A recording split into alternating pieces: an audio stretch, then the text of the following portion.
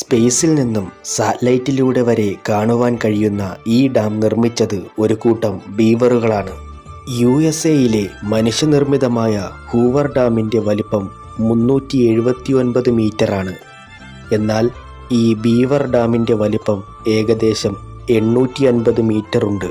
ഈ ഡാം പ്രകൃതിക്ക് എന്ത് മാറ്റം വരുത്തുന്നുണ്ടെന്നാണ് നാസ ഇപ്പോൾ നിരീക്ഷിക്കുന്നത്. എന്നാൽ കാട്ടിലെ എഞ്ചിനീയർ എന്ന് അറിയപ്പെടുന്ന ബീവറുകൾ എന്തിനാവും ഡാമുകൾ നിർമ്മിക്കുന്നത്? നമുക്ക് നോക്കാം.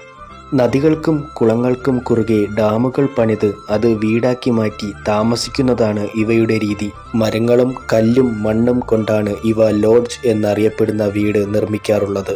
വെള്ളം കെട്ടി നിർത്തുന്നത് കൊണ്ട് തന്നെ വെള്ളത്തിനടിയിലൂടെയാണ് ലോഡ്ജിലേക്കുള്ള വാതിൽ ഉള്ളത്. ഇത് മറ്റ് ജീവികളിൽ നിന്നും നേരിട്ടുള്ള ആക്രമണം തടയുവാൻ സഹായിക്കുന്നു. വലിയ മരങ്ങൾ കടിച്ചു മുറിക്കുവാനായി ഇവയുടെ ഫ്രണ്ടിലെ 2 പല്ലിൻ്റെ ഇനാമിലിന് ചുറ്റും അയണിൻ്റെ ഒരു കോട്ടിംഗ് ഉണ്ട്.